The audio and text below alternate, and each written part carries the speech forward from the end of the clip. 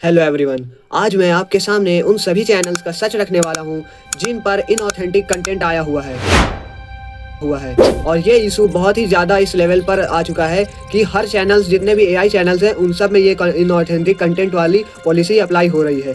और हम बात करेंगे कि आखिर क्रिएटर्स कौन सी गलती कर रहे हैं, यूट्यूब को प्रॉब्लम कहाँ लगती है और अब चैनल को कैसे बचाया जा सकता है। और सबसे इम्पॉर्टेंट बात, ये सिर्फ थ्योरी नहीं है, ये मेरे साथ भी हो चुका है। मेरा मोनेटाइजेशन होल्ड हुआ था, मैंने अपील भी की थी, लेकिन 24 घंटे बाद फिर से वही रिप्लाई आया, इनऑथेंटिक कंटेंट कंफर्म्ड। इसलिए जो मैं आपको बता रहा हूँ वो रियल एक्सपीरियंस के साथ बता रहा हूँ। सबसे पहले एक बात बता दूं, आप लोग अपील बिल्कुल भी मत करिएगा क्योंकि ये एक टाइम वेस्ट है। मैंने अपील किया और 24 घंटे के अंदर उन्होंने देखा और फिर से मुझे वही चीज़ आ गया, इनऑथेंटिक कंटेंट है आपका। इसका मतलब है कि ये सही होने वाला नहीं है, ना ही आपका चैनल फिर से मोनेटाइज कर देंगे। तो रीअप्लाई का ही ऑप्शन रहता है कि रीअप्लाई करोगे तो हो सकता है, लेकिन उसके लिए हम लोगों को फिर से चैनल को एडिट करना पड़ेगा और नए तरीके से वीडियोस को डालना पड़ेगा। और नए तरीके से कैसे डालना है वो आपको मैं बताऊंगा। उससे पहले हम लोग जान लेते हैं आखिर यूट्यूब को प्रॉब्लम किस चीज से होती है, क्यों ये इनऑथेंटिक कंटेंट भेजता है। सबसे बड़ी गलती होती है सेम एआई वॉइस बार बार यूज करना। क्योंकि जब हम लोग 11 लैब में, जैसे हम लोग अगर 11 लैब में गए तो वहाँ पास कोई एक वायरल कैरेक्टर हुआ जिसकी वॉइस बहुत अच्छी रहती है, हम लोग भी वही चीज़ यूज़ कर रहे हैं और वही हजारों क्रिएटर्स यूज़ कर रहे होते हैं। इस वजह से वो सेम वॉइस हो जाती है और ज़्यादा कुछ हम लोग उसमें एडिट नहीं करते। लेक्सिस ऑडियो एडिटर में जाकर थोड़ा बहुत उसको नॉर्मलाइज कर लिए और पिच वगैरह चेंज कर दिए, बस एडिट कर दिए, हो गया।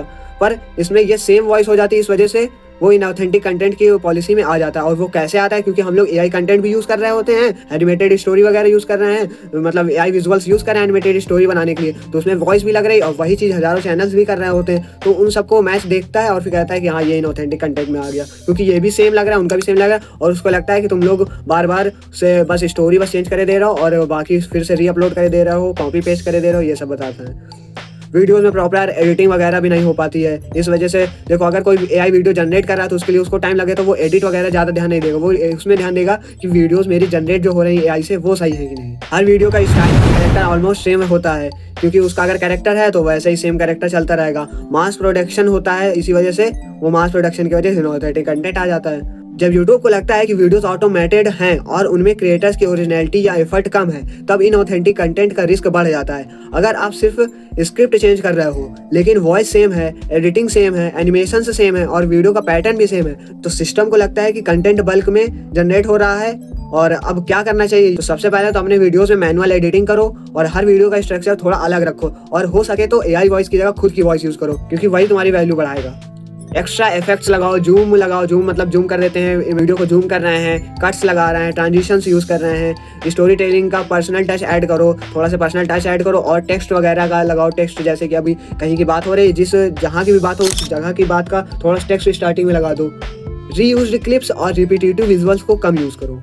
और सबसे इंपॉर्टेंट, यूट्यूब को ये फील होना चाहिए कि कंटेंट किसी इंसान ने एफर्ट के साथ बनाया है, सिर्फ एआई से जनरेट नहीं किया गया है।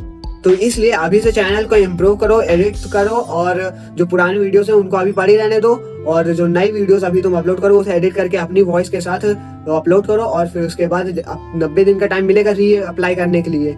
तो उस 90 दिन में तुम्हें अपने चैनल को अच्छे से ग्रो कर लेना है अपनी वॉइस के साथ और वैल्यू बना लेनी है। ऑडियंस, जैसे ऑडियंस ट्रस्ट बन जाएगा वैसे ही आपकी ऑडियंस इधर बन जाएगी, उधर 90 दिन में तुम्हारा रीअप्लाई का ऑप्शन आ जाएगा, रीअप्लाई कर दोगे फिर से मोनेटाइज हो जाएगा।